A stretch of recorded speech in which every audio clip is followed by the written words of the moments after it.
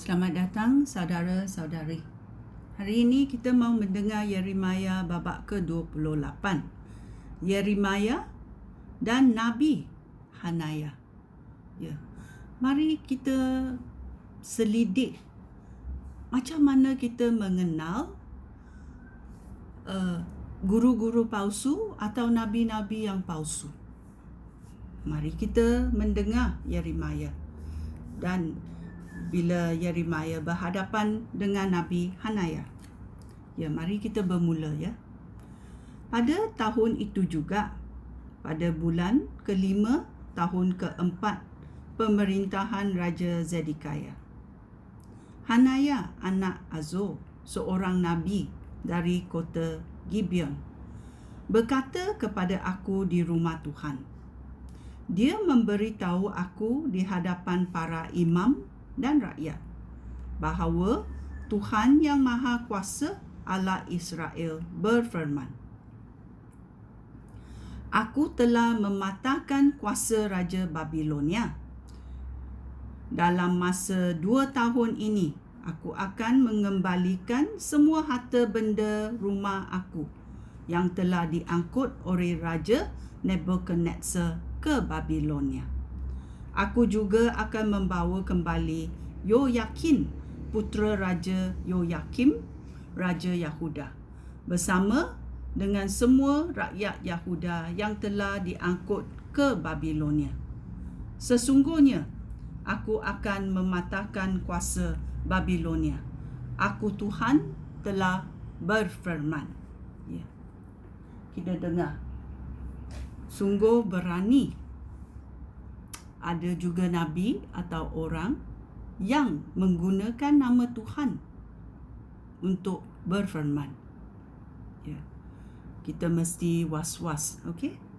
Ayat 5. Kemudian di hadapan para imam dan semua orang yang berdiri di rumah Tuhan akan berkata kepada Hanaya, Syabas! Aku berharap Tuhan akan melakukan hal itu.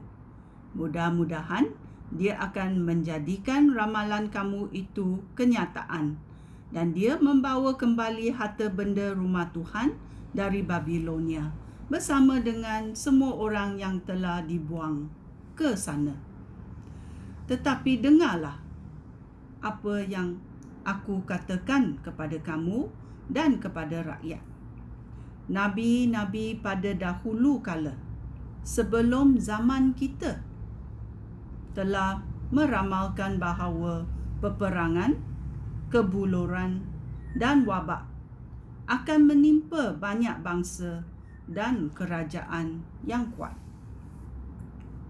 Tetapi, nabi yang meramalkan keamanan hanya dapat diakui sebagai nabi yang sungguh-sungguh diutus oleh Tuhan apabila ramalannya menjadi kenyataan. Ya. Bila ramalan menjadi kenyataan, bolehlah Tuhan menganggap bahawa ini adalah diutus oleh Tuhan. Kemudian Hanaya mengambil kok dari tengkuk aku lalu mematahkannya. Di hadapan semua orang di situ, dia berkata, Tuhan berfirman bahawa beginilah caranya. Dia akan mematahkan kok yang dipasang oleh Nebuchadnezzar pada tengkuk semua bangsa. Tuhan akan melakukan hal itu dalam masa 2 tahun. Selepas itu, aku meninggalkan tempat itu. Tidak berapa lama selepas peristiwa itu, Tuhan menyuruh aku pergi kepada Hanaya dan berkata,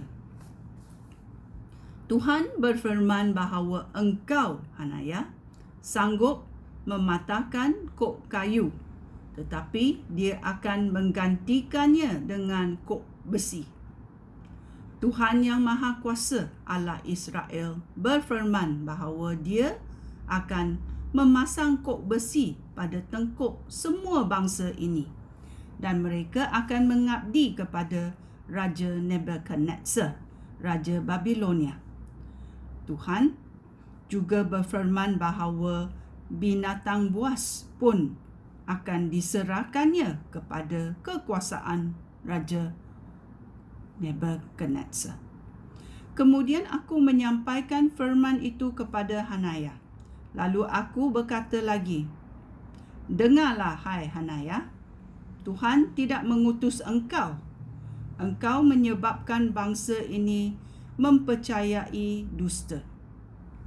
Oleh itu, Tuhan sendiri berfirman bahawa Dia akan melenyapkan engkau Hanaya. Tahun ini juga engkau akan mati, kerana engkau telah menyuruh bangsa ini melawan Tuhan.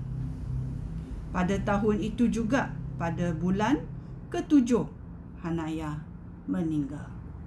Ya, Hanaya berkata bahawa dalam masa 2 tahun, Raja Nebukadnezar akan mengembalikan semua harta benda Tuhan dan bangsa mereka balik ke Yahuda dan Yerusalem. Tetapi tahukah berapa lama mereka tinggal di tempat perbuangan kerana dosa mereka sendiri? 70 tahun. Ya. Apakah boleh kita berkata?